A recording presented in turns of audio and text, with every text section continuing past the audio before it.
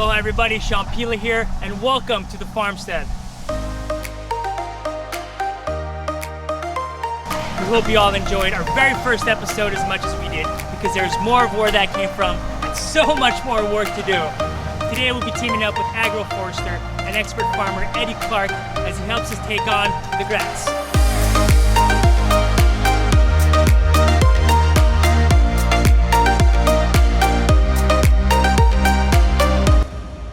After an 8-month roller coaster ride of searching the web, viewing empty lots, and working with the bank, we finally secured a piece of property and have 8.5 acres of grass to deal with.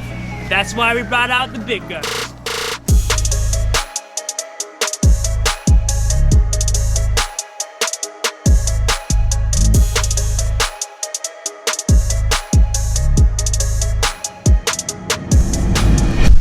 Meet Eddie Clark, agroforester, and 20 plus years in farming experience. 20? 40 plus? 60! 60 plus years farming experience. Eddie, tell us a little bit about yourself and what we're about to get into today. We're gonna mow some so you can grow Awesome. like that, yeah. We're gonna clear around bananas. We're gonna cut the cane grass as low as possible because this cane grass has this incredible root crown.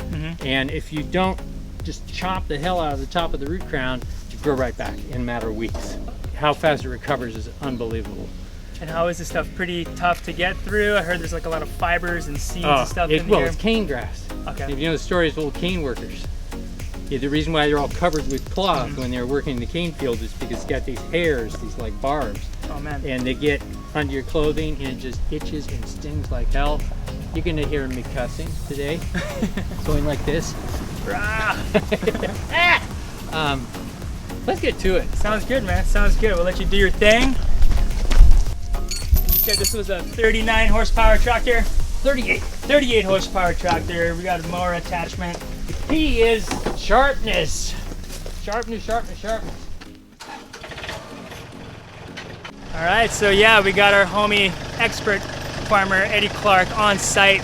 He's gonna help us with the cane grass. I heard the terrain's a little messed up. You know, got some ups and downs, some ditches, possibly some huge hills to get over, and it's gonna be a long day.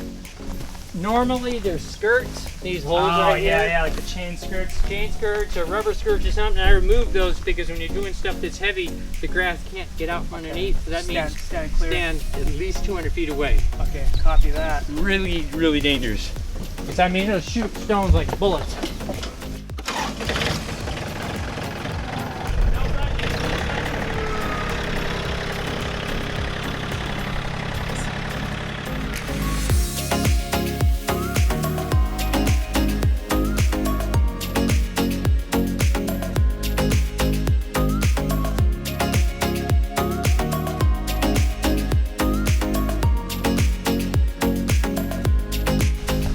All right, so Eddie's out there doing his thing. Earlier he mentioned to me a bunch of the potential hazards with the first time pass. The guinea grass hasn't been cut in about 8 months or so. So, you know, he doesn't know what's under there. There could be trash, random car parts, and a lot of uneven terrain. So he's taking it slow. I'm just gonna weed whack a few areas just so we can expose around the banana bunch here.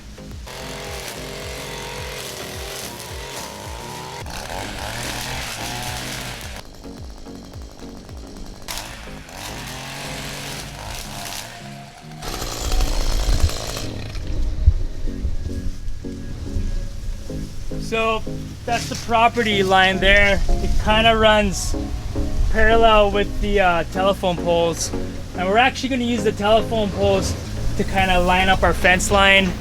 And each pole is where we're going to put a cross fence to kind of separate the paddocks.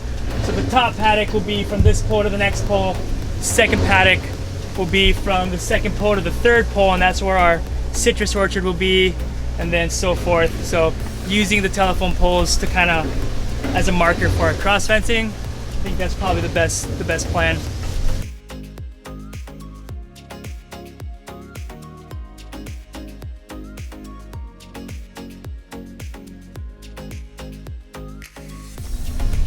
Just checking in with Eddie here. Looks like he's getting some work done. Let's just pop in here and take a look. Nice. first time I've ever seen it with the grass down. Still got a lot more to do, but it's getting her done. As you can see here, there's a lot of crop rows in the ground from the last farmers that were releasing this, so it seems like he can only go in one direction, kind of going with the groove. But damn, looks good, man. Yeah, it looks pretty nuts. Seems like you're getting a little dent going though. Yeah, what was that, a half acre? Oh man, About that. Yeah, those rows really that really complicates it because there's a lot of up and down. and then you can only go like one direction, I guess. And Well, the tractor kind of ends up tilted a bit. I tell you, I sure am grateful no fire ants. Dude, totally. Oh, it'd be so nasty if there were fire ants. So the little fire ants is an invasive species that kind of introduced to Hawaii late 90s, I think, early 2000s, and little tiny ants kind of gets up in you and stings pretty bad. But fortunately, there's not a whole lot here, so Yeah. Your neighbors have it. yeah. There's some Johnson grass in here, which is, when you hear well, you can see it. The really tall stuff sticking out. You see the stuff, the whole darker green, it's got seed heads on it? Yeah, what's that stuff? That's Johnson grass, at least that's what I know it as. And that stuff, well, you go through here and you see, but whenever you hear the machine go, dong, dong, dong, dong, dong, That's why I call it Johnson. That's the It goes Johnson. No, it's just so tough. I mean, you could make rope out of it. It's the fibers. Well, we're not gonna save any of that stuff. You can just take them out. Yeah, we're just gonna hop on down and take a walk. Yeah, so as he mentioned earlier, the farmers who leased the property earlier had all these crop rows. So it's just big mounds kind of running from Maka to Makai, or mountain towards the ocean, and he's kind of only able to go in one direction, and the tractor's kind of tilted at an angle, and it just makes it a lot more difficult. So he seems to be hacking at it, and I'll probably be here for a whole nother day or so, but looking good. So we're back down here in the middle portion of the property, and we're actually going to try and save as much as the Olena or Hawaiian turmeric as we can. Same stuff we bumped into in the first episode, and we're just going to pull out a bunch of the keikis or the baby plants and just try to save as much as we can before Eddie comes in and plows over everything.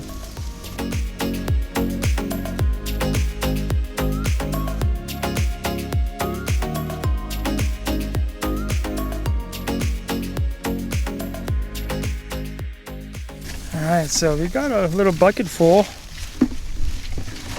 So we'll go home and soak this in water and then put it in some pots and kind of keep it in our nursery until we can get some new garden beds going. There's like a whole acre of this stuff, but I'm just gonna get a little just for personal use, not trying to mass produce any of this stuff. But yeah, got some pig tracks. That right there, some pig tracks. You can see the hoof print here. And there was a bunch of like pig droppings, so Humphrey's got some friends. Alright, got us some coconuts. Seems like Eddie's kind of just doing his thing, so I'll just let him have at it and talk a little bit about what I got going on here. So these are coconuts from a coconut tree. I can explain how to climb a tree, how to cut them down in another video, but for now I'm just going to teach you guys how to open it. Best thing to do is get a younger coconut. It's the water's better, the meat's a little softer, but younger coconuts are best for drinking. The older they get carbonated, a little sour, a little fermented, and it could really cause some stomach problems. But this is a young coconut. What you want to do is you grab it here at the end here, and you want to hit it at each ridge with the machete as hard as you can. I kind of flick my wrist and I turn as I go.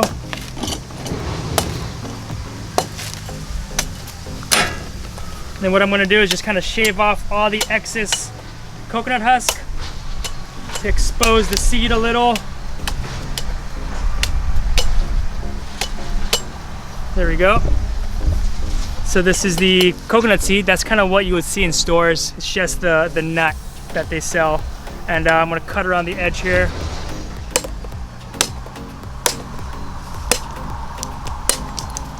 There you go.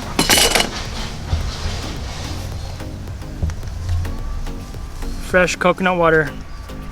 As fresh as it gets. Wanna give it a try? Oh yeah. Yeah, man. There you go. All right. Cheers. Julian, cameraman. Oh, so refreshing. Oh my Yeah? God, that's so delicious. Compared to the stuff in stores, what do you think? 20 times better. Hands down. Oh my God, it's so good. It's a hot day too. Oh, here comes Best thing Eddie. to do. Perfect. We'll probably want one. Fuck yeah. All right.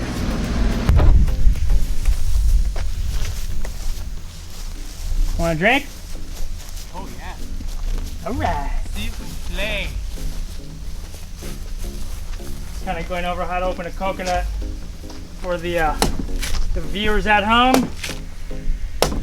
No, you're supposed to put your thumb out. You know what I'm talking about. Don't listen to this guy. He's just a farmer. How's it going out there?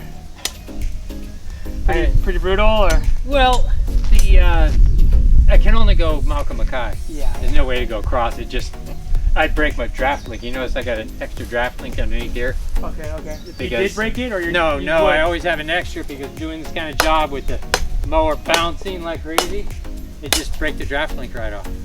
Right, Damn. you broke them. Broke the mouth. You got it, thank you, sir. No worries. Exactly, perfection. So coconut water jam-packed with electrolytes, more potassium than a banana. It's like a natural sports drink. Hangover cure for sure. Perfect thirst quencher for a hot day like this. Ah.